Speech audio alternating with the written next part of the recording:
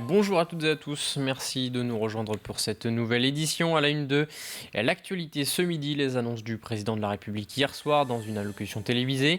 Emmanuel Macron a notamment insisté sur l'importance de la vaccination cet été alors que l'arrivée d'une quatrième vague plane sur la France en raison d'une hausse des contaminations ces derniers jours due au variant Delta. Le chef de l'État a ainsi confirmé l'obligation vaccinale pour les soignants, les personnels des établissements de santé et les aidants.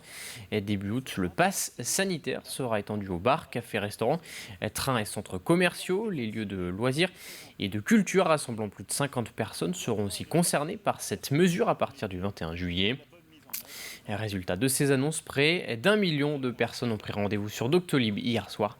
65% d'entre elles ont moins de 35 ans. Les gérants des bars et des restaurants devront donc mettre en place de nouvelles mesures à partir de début août. Seules les personnes munies d'un pass sanitaire, qui implique donc soit un test PCR négatif, soit une preuve de vaccination complète, pourront prendre un verre ou se restaurer. Écoutez l'inquiétude de Tarek Tarouche, le président de l'UMI, l'Union des métiers et des industries de l'hôtellerie. C'est vraiment la douche froide. Là aujourd'hui, on commence à sortir un petit peu de ce qui s'est passé avant, le confinement, les fermetures. On commence à entrevoir un petit peu la lumière et voilà, on arrive, on nous fout le pass. C'est un petit peu compliqué. Je trouve que l'État n'a pas pris vraiment ses responsabilités en obligeant les gens à se faire vacciner et le remettre sur les commerces comme les nôtres. Des mesures donc pour réagir face au variant Delta et face au rebond de l'épidémie en Vendée. Le taux d'incidence a doublé depuis vendredi dernier, passant de 15 à 30 cas positifs pour 100 000 habitants. Et concernant la vaccination en Vendée, 60% de la population a reçu au moins une dose. Près de 45% des Vendéens sont complètement vaccinés en cette mi-juillet. Mais le gouvernement estime que cette couverture vaccinale est insuffisante, notamment chez le personnel médical. Les soignants et non-soignants des établissements de santé ont jusqu'au 15 septembre pour se faire vacciner. Ceux qui n'auront pas reçu les 2 doses à cette date ne pourront plus travailler et ne seront plus payés, a précisé le ministre de la Santé Olivier Véran. Écoutez la réaction de Véronique Degoulet, la représentante des infirmiers libéraux dans la région. Elle espère que cette obligation sera comprise. La décision du gouvernement, il fallait en prendre une en tous les cas, se positionner.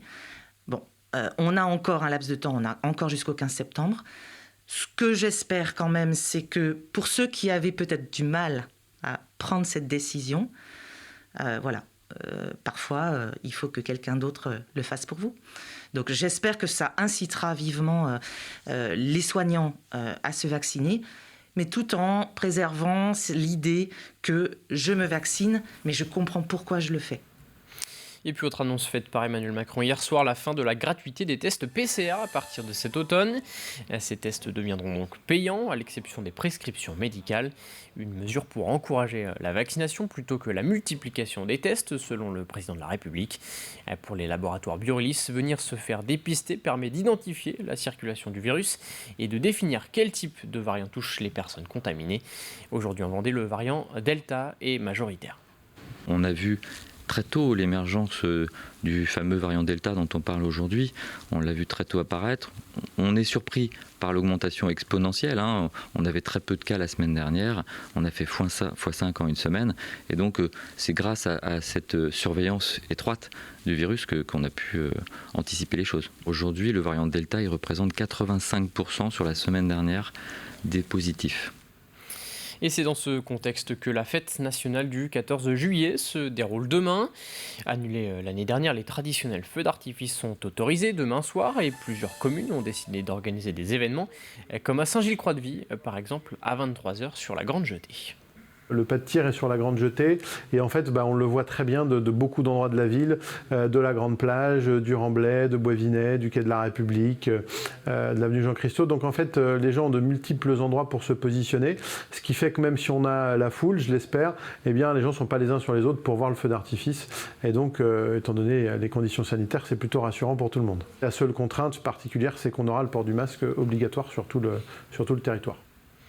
Et puis d'autres feux d'artifice seront également organisés demain soir à Fontenay-le-Comte, Noirmoutier-en-l'Île, Moutier-les-Mauffais au Sable-d'Olonne, mais également aux Herbiers, entre autres. Et puis à noter que celui prévu à La Roche-sur-Yon est annulé. Et pour célébrer ce 14 juillet, pourquoi ne pas déguster un verre de rhum à l'apéritif entre amis ou en famille, avec modération bien évidemment.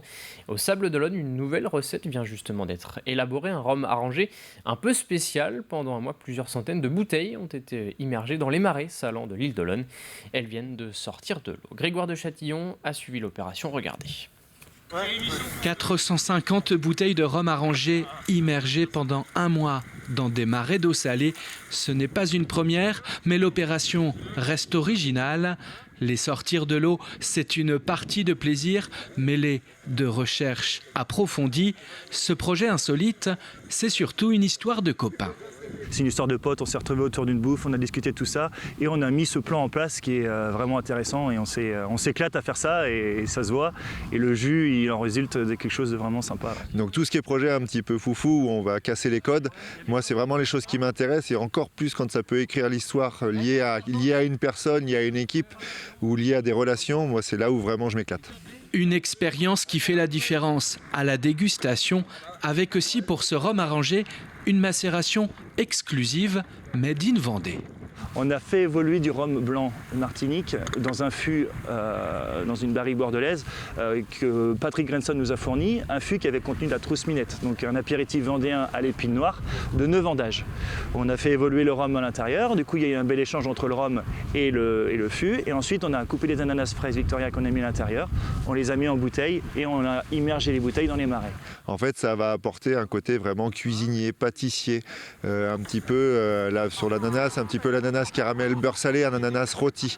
On va vraiment aller toucher cette gourmandise supplémentaire. Merci bien, merci pour cette plongée. Une gourmandise à consommer avec modération pour des bouteilles numérotées sous la marque Olonne Bay du V&B d'Olonne. Il y a ce côté confit qui vient vraiment tout tapisser. L'épine ressort à un certain moment de la dégustation et puis le côté un petit peu salin qui vient enrober le tout, et c'est vrai que le tout d'un équilibre. Je pense qu'on est unanime sur le fait que ça soit vraiment chouette. Merci. Ça passe. Souple, doux, bien équilibré avec de la salinité en fin de bouche.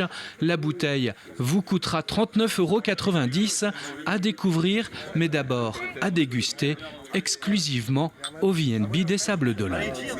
Santé. C'est bon ça. Merci les gars. C'est la fin de cette édition. Merci à tous de l'avoir suivi. Retour de l'actualité vendéenne ce soir à 18h. Très bonne journée sur TV Vendée.